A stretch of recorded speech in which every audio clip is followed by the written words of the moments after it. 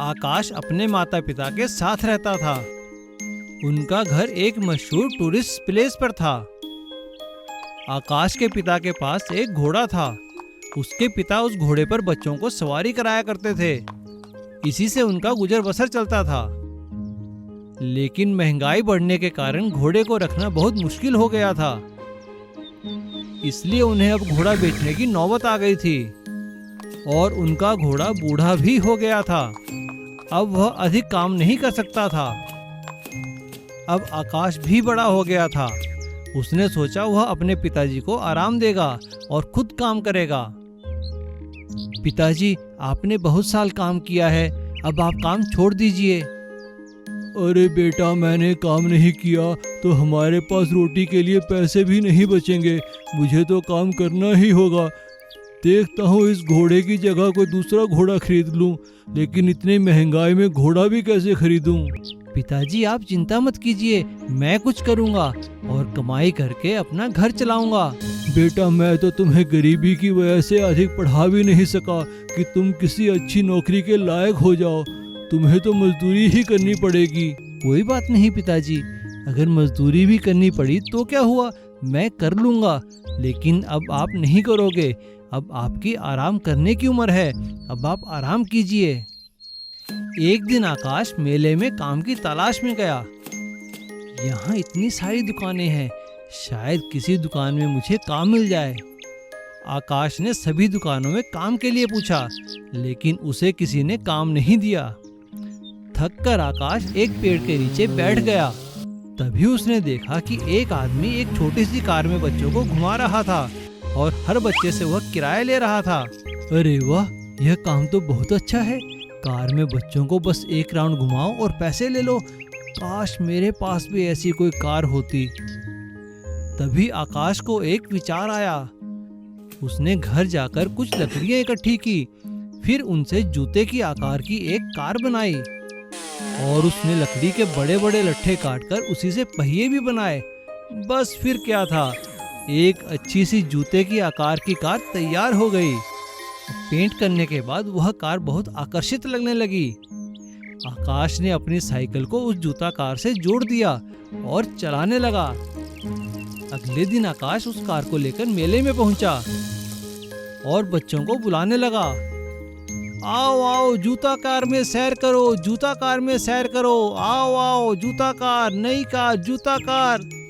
आकाश की आवाज सुनकर कुछ औरतें अपने बच्चों को लेकर वहां आई और उससे कहने लगी, अरे भैया सुनिए, आपकी कार तो बहुत ही सुंदर है।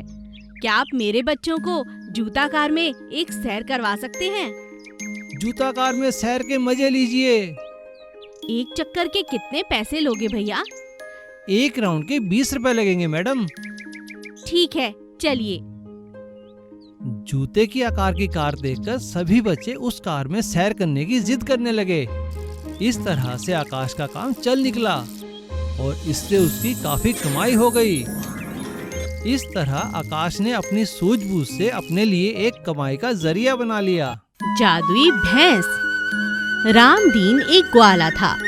उसके पास बहुत सारी भैंसें थीं। उन भैंसों का दूध निकालकर वह शहर ले जाकर बेचता।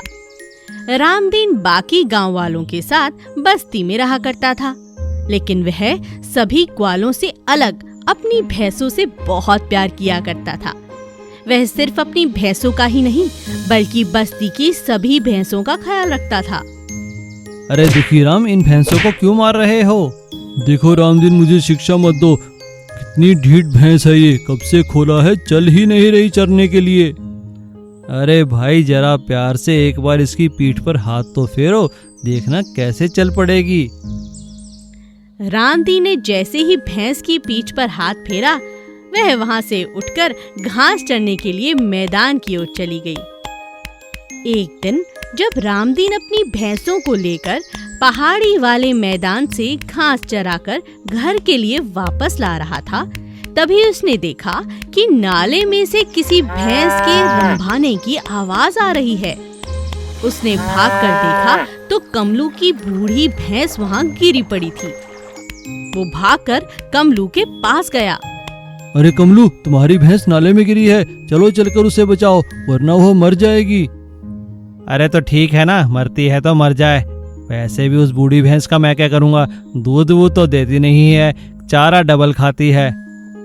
कैसे आदमी हो तुम कमलू, उस भैंस का दूध बेचकर तुमने इतना पैसा कमाया, इतनी सारी भैंसें खरीदी और अब उसे मरने के लिए छोड़ दिया। कुछ तो दया करो। हाँ हाँ, तुम्हें दया आ रही है, जाओ तुम जाकर बचा लो उसे।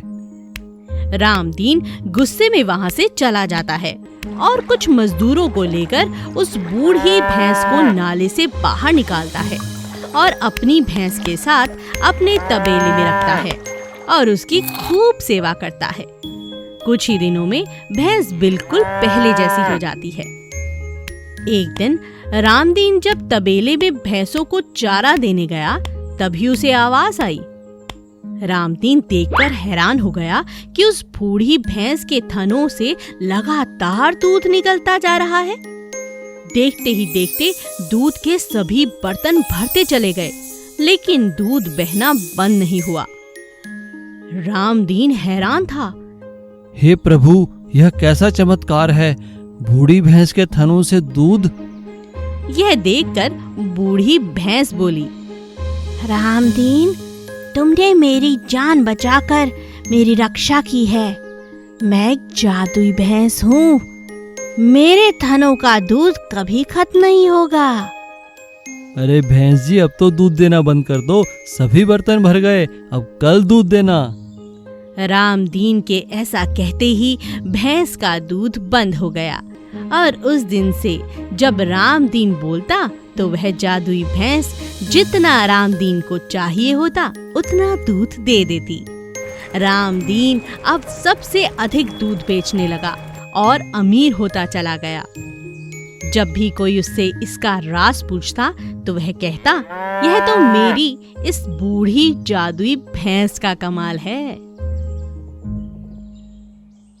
मनोज एक लापरवाह नौजवान था। उसका स्वभाव बहुत गुस्से वाला था। उसके पिता के पास एक ट्रैक्टर था जिसे वह चलाना बंद कर चुके थे। मनोज की मां मनोज से बार बार कहती थी, बेटा मनोज, तुम्हें इस ट्रैक्टर को काम में लाना चाहिए। अब बड़े हो गए हो, कुछ कमाई करो। अरे माँ, अभी तो मैं 25 साल का हूँ, अभी से कमाई के बारे में क्यों सोचूं? आप तो बूढ़े हो गए हो। मुझे लगता है आपको और पिताजी को कहीं तीर्थ यात्रा के लिए चले जाना चाहिए। मनोज ने अपने माता पिता की एक ना सुनी और अपने काम पर ध्यान नहीं दिया। इन बातों से दुखी होकर मनोज के माता पिता तीर्थ यात्रा के लिए चले गए। अच्छा हुआ माँ और पिताजी तीर्थ यात्रा पर गए। अब मैं अपनी प्यारी मधु से खूब मिलूंगा और उससे शादी कर लूंगा। कुछ दिनों बाद मनोज मधु के घर रिश्ता लेकर पहुंचा। यह देखकर मधु के पिता ने कहा, बेटा, तुम कुछ काम तो करते नहीं, फिर घर कैसे चलाओगे? जी, मेरे पास एक ट्रैक्टर है, मैं उसे किराए पर दे दूंगा या खुद उसे चलाऊंगा, कमाई हो जाएगी। ठीक है बेटा, लेकिन क्या तुम मेरी बेटी को देश विदेश की सैर करवा सकते हो? क्या तुम उसे खुश रख पाओगे? हाँ हाँ पिताजी, आप इसकी परवाह ना करें, वो सब हो जाएगा। मनोज ने पैसों के लिए अपना घर बेच दिया। घर बेचकर मनोज ने ट्रैक्टर के पीछे ट्राली लगाकर एक चलता फिरता घर बना दिया और सारा सामान ट्रैक्टर में डाल दिया और मधु से कहा, मधु, देखो हमारे पास कितने पैसे हैं। शादी के बाद हम ट्रैक्टर पर ही अपनी गृहस्थी बसाएंगे। मैं तुम्हें किसी चीज की कमी नहीं होने दूंगा। देखो मैंने ट्रैक्टर में कितना अच्छा घर बना दिया है। मनोज और मधु की शादी हो जाती है। दोनों अपने ट्रैक्टर पर अलग अलग जगह घूमते हैं। जो जगह उन्हें पसंद आती वहाँ कुछ दिन के लिए रुक जाते हैं। लेकिन मनोज की गुस्से की आदत की वजह से हर कहीं उसका झगड़ा होता है। यह देखकर मधु कहती है, अरे तुम इतना गुस्सा क्यों करते हो? ऐसे तो हम सबको अपना दुश्मन बना लेंगे। कुछ तो सोचो, अब हम माँ बाप बनने वाले हैं और तुम हो कि अब तक बच्चों की तरह लड़ाई करते रहते हो। अच्छा बाबा, अब ऐसा नहीं करूँगा। चलो कुछ दिन के लिए अपने गांव चलते हैं। गांव पहुंचते ही मनोज हमेशा की तरह अपना ट्रैक्टर अपने घर के आगे खड़ा कर देता है। यह देखकर घर के नए मालिक राजू की पत्नी बाहर आती है। अरे अरे, ये मुंह उठाए कहाँ चले आ रहे हो? भूल गए, अब ये घर हमारा है, चलो जाओ यहाँ से। ये क्या कह रही हैं आप? मैंने आप लोगों को घर बेचा है, बाहर की जगह नहीं। मैं अपना ट्रैक्टर यहीं खड़ा करूंगा। बहस इतनी बढ़ जाती है कि गांव के सरपंच को आना पड़ता है। यह देखकर मधु के पिता कहते हैं, बेटा मेरा घर भी तो तुम्हारा ही घर है। ये ट्रैक्टर तुम मेरे घर के बाहर खड़ा कर लो। यूं बेवजह किसी से झगड़ा क्यों करते हो? बुरा मत मानिए, आपका घर मेरा घर नहीं है, वह तो मेरा ससुराल है।